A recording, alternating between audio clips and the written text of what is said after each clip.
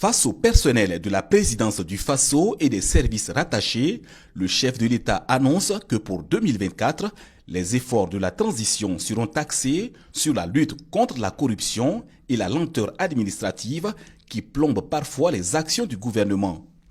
Il s'agit d'un nouveau départ pour l'institution et le pays entier, précise le chef de l'État. La lutte contre le terrorisme, oui, il y a des avancées, il y a beaucoup de choses. Mais il faut que nous-mêmes on reconnaisse qu'il y a un volet sur lequel il n'y a pas eu une lutte acharnée.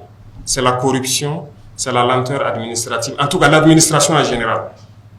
Ce volet, il faut reconnaître, ça n'a pas marché. Mais pourquoi ça n'a pas marché? C'est parce qu'on s'était donné un temps pour sensibiliser, pour parler aux gens, pour que les gens comprennent. Tant dans l'armée que dans le civil, que les gens comprennent où est-ce qu'on part, pourquoi il faut cesser telle habitude. Pas que les gens ne comprennent pas, ils font semblant et se disent qu'on ne prendra jamais de mesures. La machine de la lutte contre la corruption démarre ainsi. La fermeté sera de rigueur sur les cas avérés de corruption et de laxisme dans l'administration publique, ajoute le capitaine Ibrahim Traoré. Le président de la transition appelle à activer les conseils de discipline dans les différentes structures de l'administration pour que des sanctions soient prises à l'encontre des agents indélicats, même si cela devrait aller jusqu'au licenciement. Personne ne veut sanctionner. Tout le monde est assis, bon, il est dans sa direction, les gens foutent la merde, ils ne veulent pas faire ce qu'il doit faire. Ah, si moi je le sanctionne, on peut le licencier, ça sera de ma faute. Écoutez, il y a ce genre d'émotion-là, ça ne doit plus exister. Nous sommes un pays en guerre et on doit bien gérer les ressources. Et quand on dit gérer les ressources, ce n'est pas les ressources financières seulement, les ressources humaines aussi. Aujourd'hui, il y a tellement de lois qui ont été votées pour protéger le travailleur. C'est très bien. Mais chacun devrait faire la mission pour laquelle il a été recruté. Mais les gens ne font pas la mission. Et quand on veut les licencier, ça sort le texte de partout.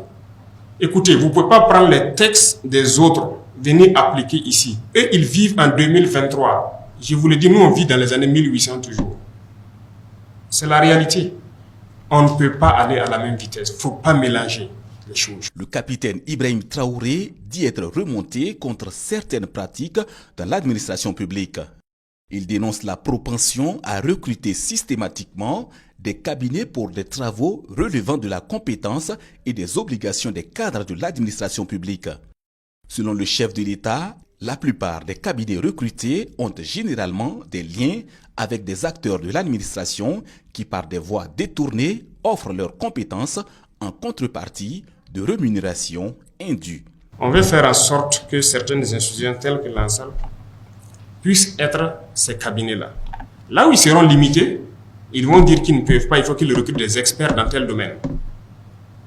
Ils vont recruter et ils vont le faire. Mais la plupart des travaux qu'on essaie d'effectuer dans la plupart des ministères, il y a de la ressource à l'académie pour le faire. Donc, ça sera opérationnel cette année et très vite pour qu'on arrive à économiser un peu. On n'est pas contre, il y a beaucoup de... Le privé est très développé. Donc, les cabinets privés peuvent servir aussi à faire des études pour beaucoup de structures privées. Mais il ne faut pas que dans l'administration, on recrute des compétences et à chaque fois qu'il y a un travail, il n'y a pas de compétences. Il faut repartir encore vers un cabinet privé. C'est du vol, c'est de la triche et on va mettre fin à ça. Le président de la transition annonce de grands chantiers dans le domaine de l'agriculture avec l'offensive agro-pastorale et halieutique dans la perspective de l'atteinte de la sécurité alimentaire. Des efforts de la transition qui s'inscrivent dans la promotion du développement endogène et la lutte pour la cause des plus démunis dans la société burkinabé, ajoute le chef de l'État.